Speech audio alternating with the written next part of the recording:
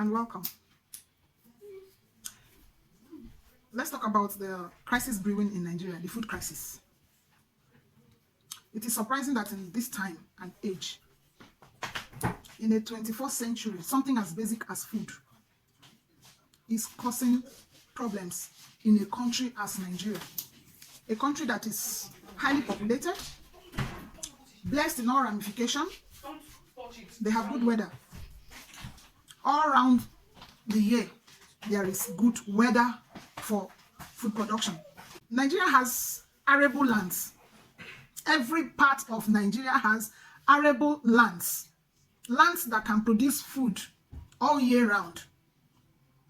At least, if not every food, certain foods that will be best cultivated in those places. It's understandable that every state of Nigeria, out of the 36 states of Nigeria, might not be able to grow every agricultural produce. But each state is best suited for certain produce, plants, crops, food products. And yet, in a time where other countries are moving towards AI, moving towards other forms of actualization, Nigeria is still battling with something as basic as food. Food is just the most basic things you can talk about because you just need to put something in your mouth to be able to run after any other thing.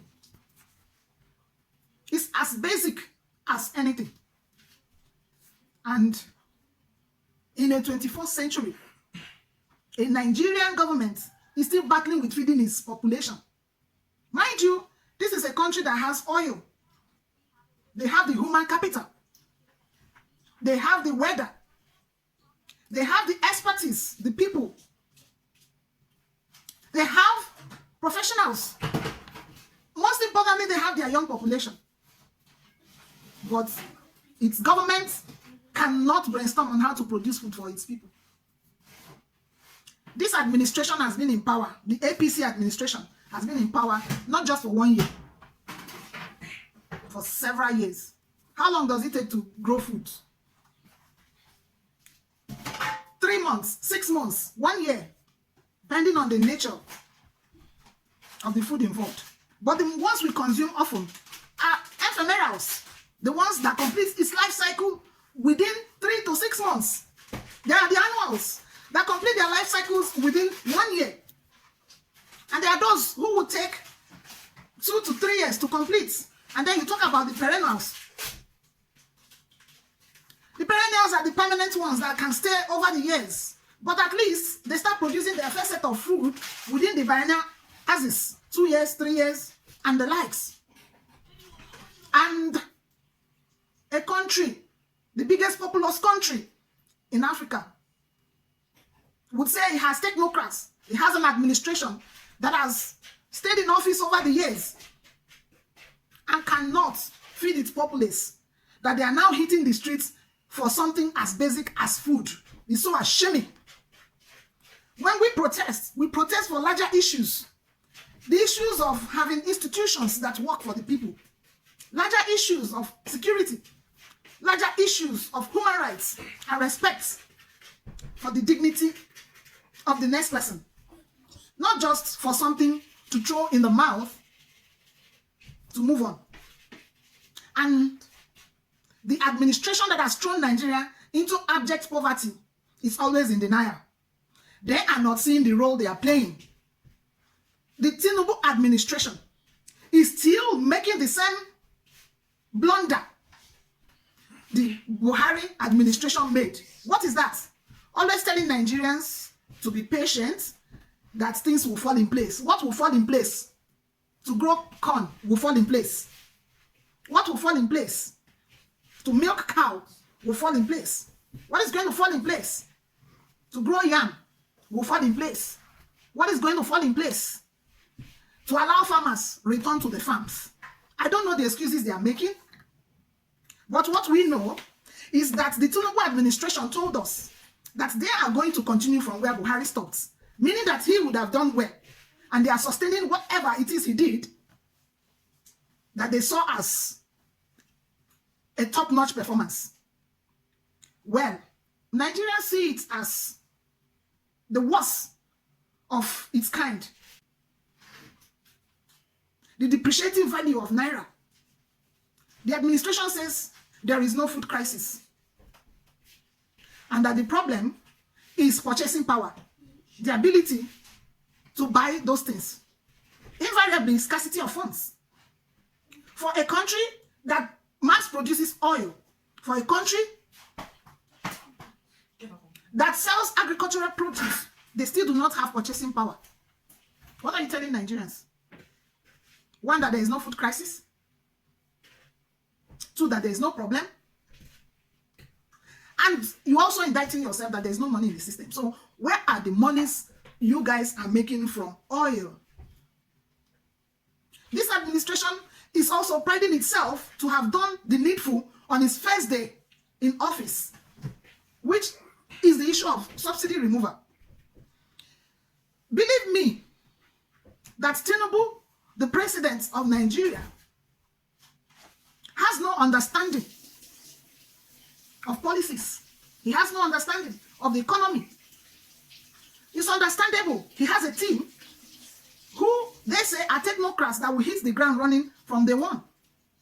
And then they made a speech on day one of their inception that subsidy has been removed without putting the parameters, the requirements to cushion the effects of the removal of subsidy. Every country subsidizes one thing or the other. Nigeria says it's subsidizing oil. And yet, the criminality and the corruption in the system is not letting Nigerians feel the impact of the subsidy.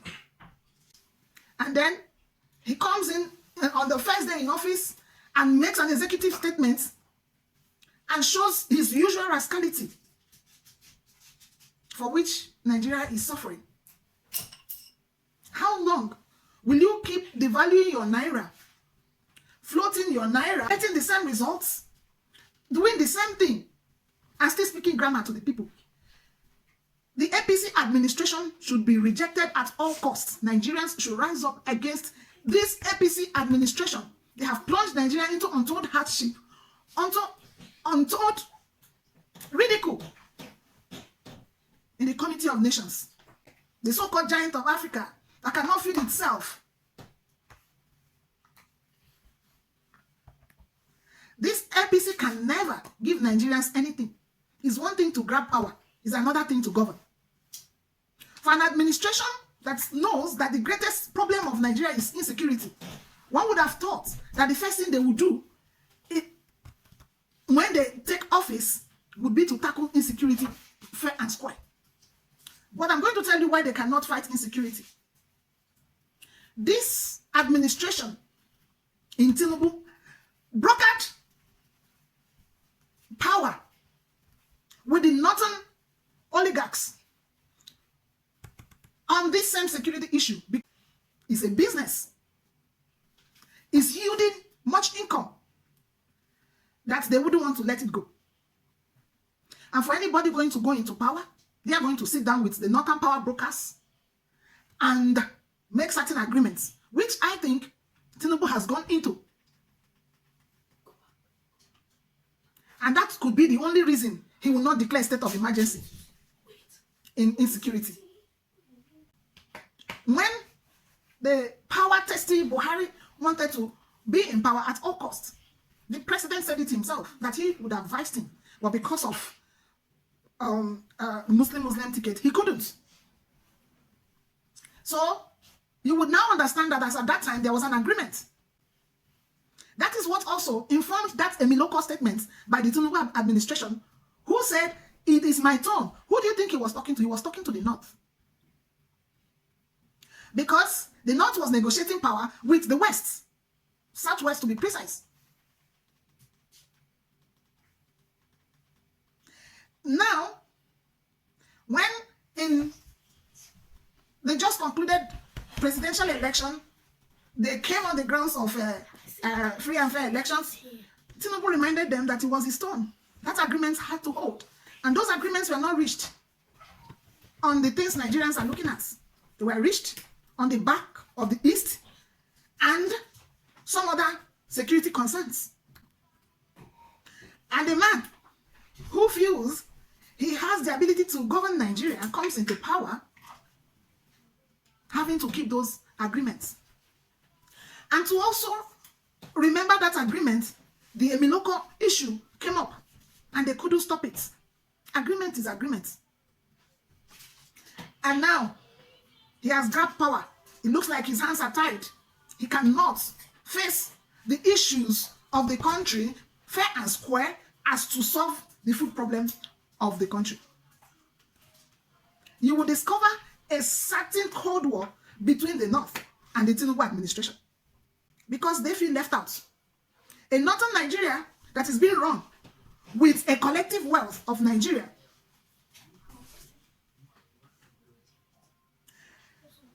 is now not having total control of the wealth, and then they are crying, they are shouting.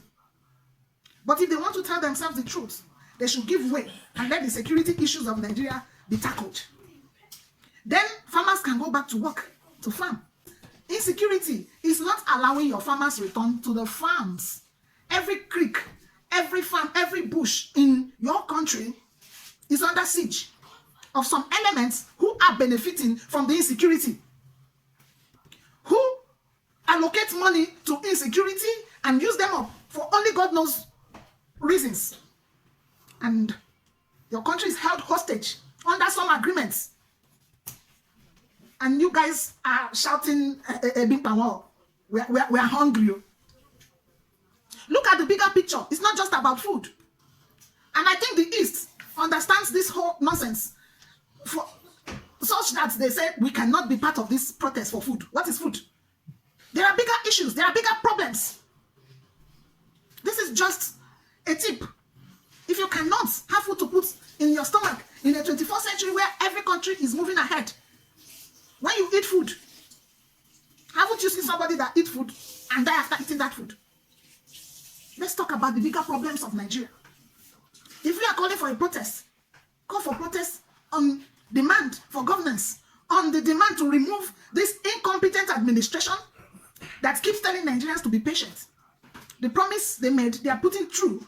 The promise that they will continue from where Buhari stopped by constantly telling Nigerians to be patient. We are working out something until he said waka to Nigerians and left. That waka should have been goodbye, right? An administration that kept telling Nigerians to be patient, to be patient. They kept expecting that there is one magic they want to do until he bade us waka for a farewell. Said shege for bye-bye. You know when somebody tells you bye, it could mean two things. It could be hi, farewell, I'm leaving. Or it could be shege, take this. And we are not seeing the issues.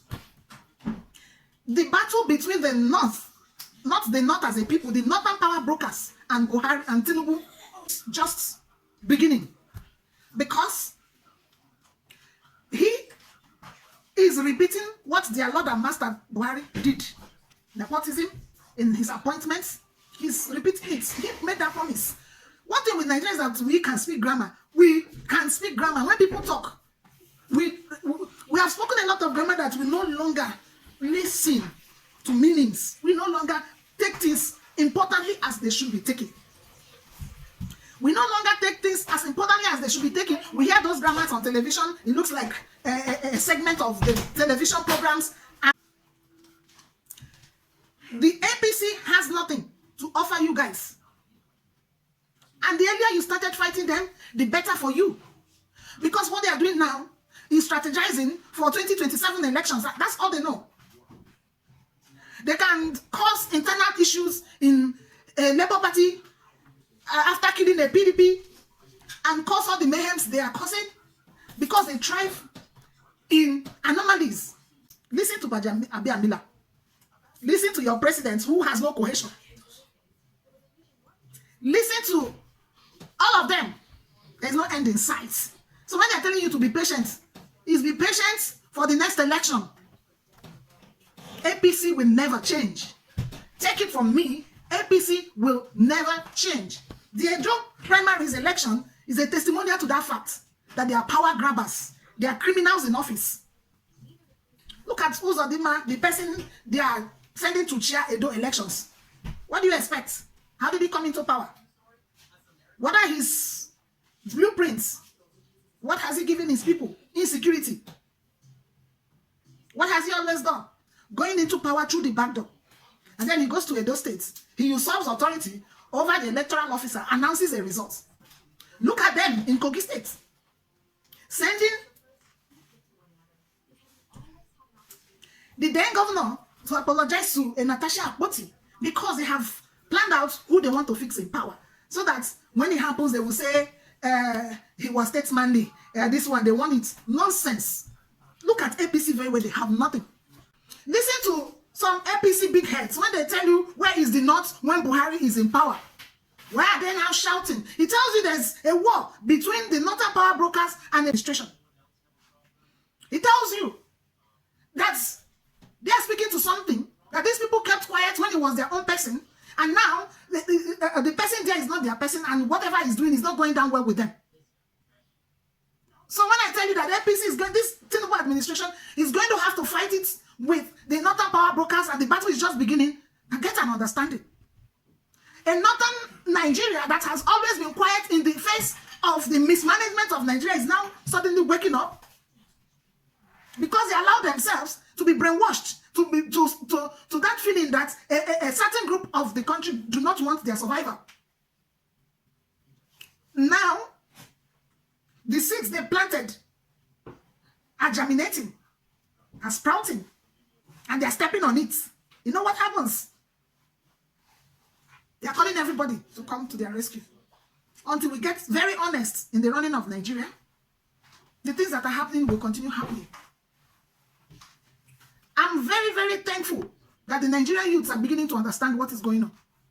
And Nigerian youths, I call on you still to watch out for the next election. Everything they're doing now is geared towards rubbishing whatever you want to achieve in liberating your country come the next elections. These people, they are not there for governance. They are there to install themselves yet again in power. And we cannot afford to play to the gallery.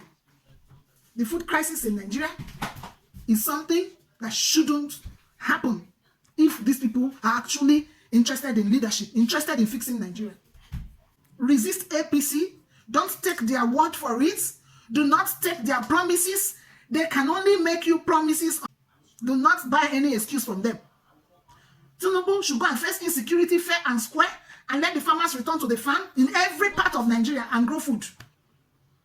Let them return. Families can no longer farm. Nigerians were primary producers of their own food from family levels to the market and to exportation. They always catch on things that they have not planned out to make their policies. They plan Nigeria with IMF standard, with what is happening outside. They tell you speculations from outside countries.